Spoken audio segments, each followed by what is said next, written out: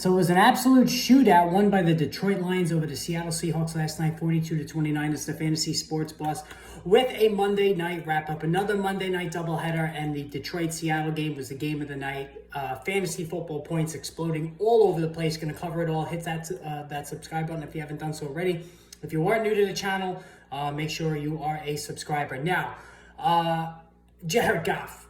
So this was almost hard to believe. So Jared Goff he pitched a perfect game for a quarterback, right? Not only did he go 18 of 18 for 292 and 2 scores, but he caught a touchdown pass from Amon-Ra St. Brown.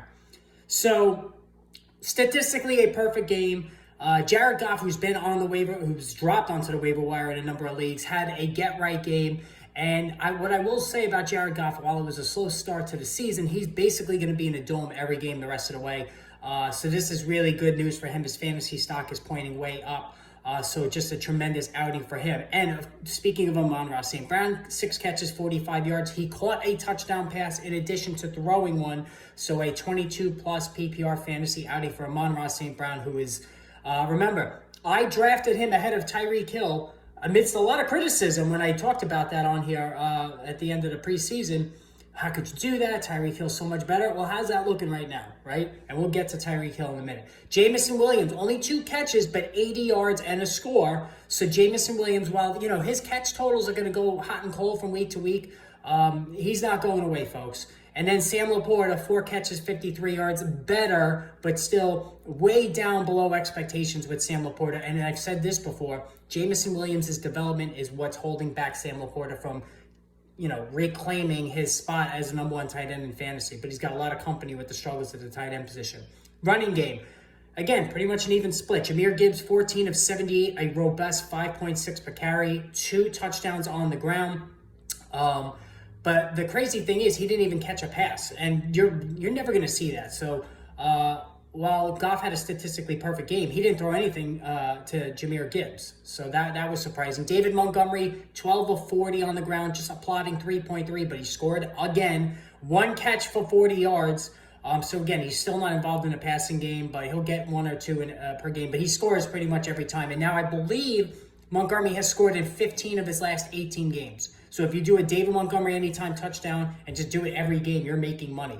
On the Seattle side, Geno Smith had to throw 56 times, 395, 1 touchdown, 1 pick. Clearly the game plan was to throw it on the Lions, and that's exactly what they did. DK Metcalf, the big beneficiary. Once he got away from Pat Surtain in week 1, DK Metcalf has been unstoppable, 7 for 104. He did fumble, but he's just been unstoppable of late. Jackson Smith-Njigba, 8 for 51. So he has ascended to the number 2 guy now. He's pushed Tyler Lockett, who went 5 for 61 down. And so Jackson Smith-Njigba, to me, looks like a wide receiver 3 candidate. Kenneth Walker made his return, and he was good. 12 of 80, more than good. 12 for 80 on the ground, 3 touchdowns.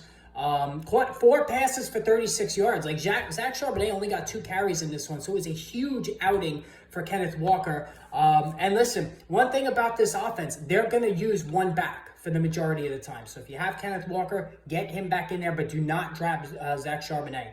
All right, let's go to Tennessee. Tennessee 31-12 over Miami.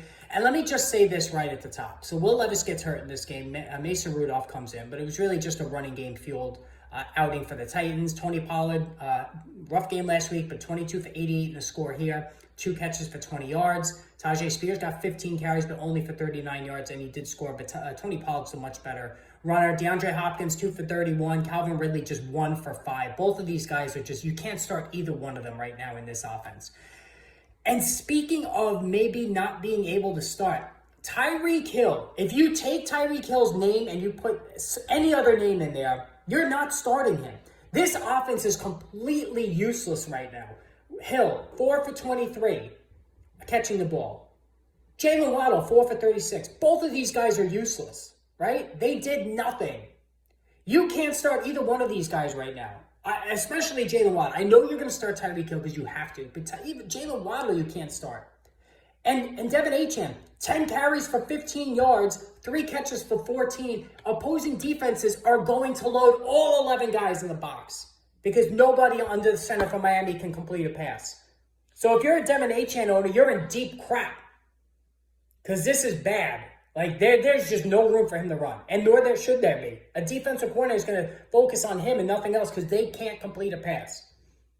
So let me know what you think about these games. Post in the comments. Hit that subscribe button. More videos coming up later on today. Stay tuned for that and have a great day.